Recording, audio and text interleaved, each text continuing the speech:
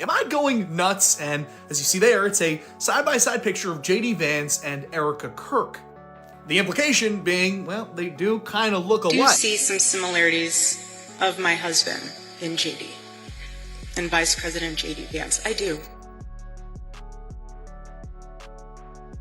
You guys, what if Erika Kirk and JD Vance didn't just randomly cross paths in politics later in life and didn't just happen to come from the same state? What if they allegedly grew up together, raised almost like siblings inside the same off-grid, breakaway religious community in Ohio, completely outside the system, with no clear records, no normal childhood paper trail, and identities that only appeared much later? Now, to be very clear, there is no confirmed proof. This is speculation that's been circulating online, but once people started lining things up, the internet stopped joking and started asking real questions.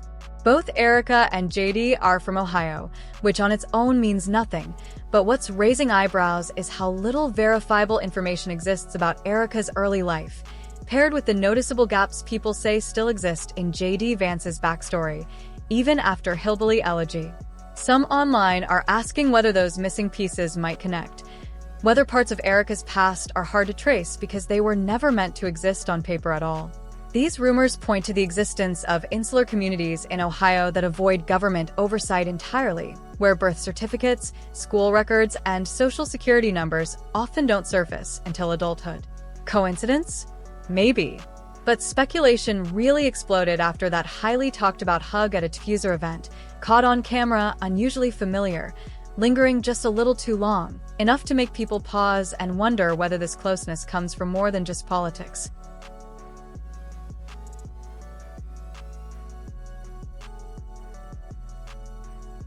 One comment literally said, "That would explain the hug." And that single line opened the floodgates.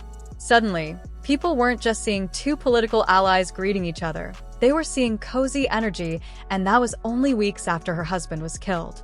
Now, before anyone jumps in, no one is saying she can never smile again, but the timing felt fast. Asterisk, fast, asterisk. The kind of fast that doesn't get you dragged outright, but definitely gets people whispering. That's where the dating rumors started, with some speculating that Erika and JD might be more than friends, or that something had been going on longer than anyone realized. Others rushed in to shut that down, arguing it was just regional familiarity, saying people from places like Ohio, central Pennsylvania, Oklahoma, or Utah often look related because of shared genetics, and everyone needed to calm down. Fair enough, that's one explanation. But when you zoom out, it stops being just about looks. These two have been linked in conversations for a while now, and things took an even stranger turn after Erika hosted Nicki Minaj, because once Nicki entered the picture, the tone shifted completely. At one point, she even went so far as to call JD Vance an assassin, sending the speculation into overdrive. And you have amazing role models like JD Vance, our vice president. Now, whether that comment was meant literally, metaphorically, dramatically, or was just Nicki being Nicki, people ran with it because it landed right on top of all the existing speculation. And yes, some people online have gone as far as accusing Erika and JD of conspiring to unalive Charlie. Again, to be clear, that's speculation, things being said in comment sections, threads, and late-night TikToks. But once that idea entered the conversation, it didn't go away. Then came the AI parody interview that started circulating, and here's the thing, satire only works when it hits close to something real. The fake interview portrayed Erika as cold, irritated, dismissive, and strangely detached, and instead of laughing, people were unsettled, saying, "Why does this feel accurate?" That's the part that really stuck. When parody doesn't feel exaggerated, but instead feels like it's only amplifying what people already believe, it's a sign that public perception may already be locked.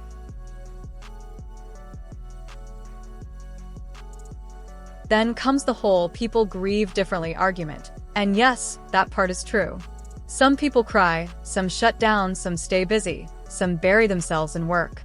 But fireworks, walkout music, and tossing merch into the crowd like it's a concert? That's where people started blinking a little harder because this didn't feel like quiet grief. It felt staged. Erika Kirk, thanks for joining me. Erika, why do you keep coming out to these events with fireworks like you're a WWE superstar? because it's too simple. So you're not going to stop using fireworks? No, I'm not. That's what I want And to again, no one is telling her how to feel. People are reacting to what they're seeing. Then there's the forgiveness piece.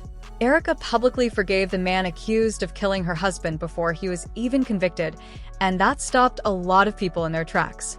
Forgiveness is personal, spiritual, emotional, but doing it publicly, that quickly before a trial, felt premature to many, like steps were being skipped.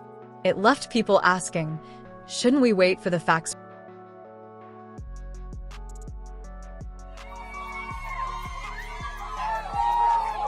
That man. That young man. I forgive him. And then there's the nonprofit situation. Erika stepped in as CEO of Charlie's organization almost immediately, and yes, it's a nonprofit. But let's not pretend nonprofits don't move money, influence, and power. That timing made people start asking uncomfortable questions. Is it normal to take control that fast? Or does it feel like consolidating power while everything is still raw? And finally, there was the Megyn Kelly moment, the part that really made people sit up. Erika went on Megyn Kelly and casually dropped something that stopped viewers cold, saying that weeks before Charlie died, donors had asked him, "God forbid something happens to you, what happens next?" And that Charlie allegedly replied Erika would take over.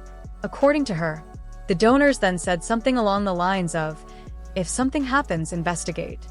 Hearing that after his death hit differently, because those are the kinds of conversations that linger in people's minds once tragedy strikes, making them ask whether something was already anticipated, already discussed, or quietly prepared for, especially when Charlie himself had reportedly said that without him, what he built could become visionless. He said, but what I have built will one day, if I'm not around, be vision.